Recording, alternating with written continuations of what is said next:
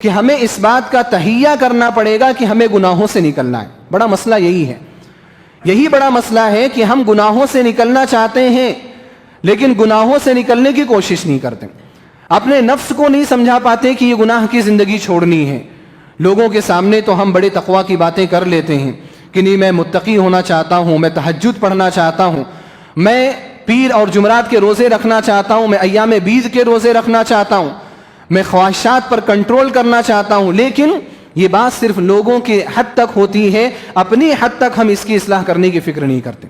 سب سے پہلی چیز یہی ہے کہ اپنے نفس کو منوانا پڑے گا، اپنے نفس کو اس بات پر لانا پڑے گا کہ ہمیں اس زندگی کو الوداع کہنا ہے، ہمیں اس زندگی کو چھوڑ دینا ہے. اور نفس بڑا خطرناک ہے، نفس ماننے کو تیار نہیں ہے. ہم بہت زیادہ اس کو سمجھانے کی کوشش کریں لیکن نفس ماننے کو تیار نہیں. کیسے نفس کو منوایا جائے، کیسے اس بات کا قائل اس کو کرایا جائے کہ نہیں یہ زندگی اچھی نہیں ہے، ہمیں اطاعت والی زندگی گزارنی ہے. اس کے لیے ہمیں نفس کو یہ بتلانے کی ضرورت ہے کہ اگر تم گناہ والی زندگی گزارو گے تو اس میں تمہارا دنیاوی خسارہ بھی ہے اور اخروی خسارہ بھی.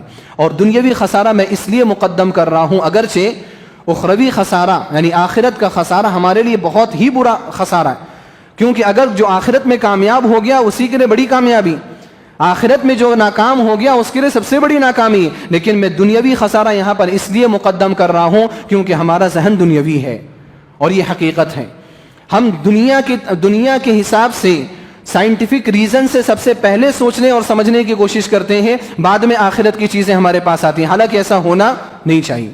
ہم مومن ہیں، ہم ایمان والے ہیں، ہمارے لیے آخرت مقدم ہونی چاہیے. لیکن دنیاوی نقصانات اگر بتائیں تو ہو سکتا ہے یہ آخرت کی تمہید کے لیے بھی کافی ہو.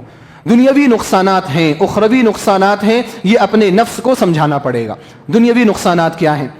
دنیاوی نقصانات میں ایک سب سے بڑا جو نقصان ہے وہ یہ کہ انسان جو گناہ کرتا ہے، چاہے وہ چھوٹا گناہ ہو چاہے وہ بڑا گناہ ہو، اس کی وجہ سے اس کا دل خراب ہونے لگتا ہے، اس کا دل بالکل برباد ہونے لگتا ہے. ایسا ہونے لگتا ہے کہ اس کے دل پر زنگ لگ جاتا ہے اور اس کا دل منافقوں اور کافروں کے دلوں کی طرح سے ہو جاتا ہے جن کے بارے میں اللہ رب العالمین نے فرمایا ختم اللہ علی قلوبہم وعلی سمعہم وعلی ابصارہم غشاوہ، کہ اللہ رب العالمین نے ان کے دلوں پر مہر لگا دی ہے. منافقوں کے بارے میں اللہ رب العالمین نے فرمایا ذالک بانہم آمنوا ثم کفروا فطبع علی قلوبہم فہم لا یفقہون. یہ منافقین ایسے ہیں، ایمان ظاہر کیا لیکن اندر اندر کفر کیا. اللہ رب العالمین نے اس عمل کی وجہ سے ان کے دلوں پر مہر لگا دی، فہم لا یفقہون. اب ان کو سوچنے سمجھنے کی صلاحیت نہیں ہے. دل جب خراب ہو جاتا ہے انسان سوچنے سمجھنے کی صلاحیت کو کھو بیٹھتا ہے. قرآن کریم کی آیات آپ کے سامنے آئیں گی، نبی علیہ الصلوۃ والسلام کی احادیث آپ کے سامنے پیش کی جائیں گی. قرآن کریم کی آیات کا تأثر ہے، احادیث کی برکت ہے، لیکن یہ چیزیں بھی ہمارے دلوں پر اثر نہیں کریں گی. اور آج ایسا ہی دیکھا جا رہا ہے. آج کے دور میں سمجھتا ہوں کہ جتنے زیادہ دروس اور محاضرات ہو رہے ہیں آج سے 100-200 سال پہلے اتنے زیادہ محاضرات اور دروس نہیں ہو رہے تھے. فردن کام ہو رہے تھے، لیکن پروگرام زیادہ آج کل ہو رہے ہیں. کہیں تربیتی پروگرام ہیں، کہیں ہفتہ واری پروگرام ہیں، جمعہ کے خطبے ہیں، اور الحمدللہ کلاسز چل رہی ہیں، online classes, offline classes, سب چل رہا ہے. آپ عقیدہ بھی پڑھ رہے ہیں، آپ ساری چیزیں پڑھ رہے ہیں، لیکن یہ اثر نہیں ہو رہا ہے. وجہ کیا ہے؟ وجہ یہ ہے کہ ہمارے دلوں پر زنگ لگ چکا ہے. اگر ہم یہ چاہتے ہیں کہ قرآن کریم کی آیتوں کا اثر ہو، ہم قرآن کریم کی آیتیں سنیں اور وہ ہمارے ایمان میں اضافہ کر دیں، تو اس کے لیے دل کا پاک اور صاف رہنا ضروری ہے.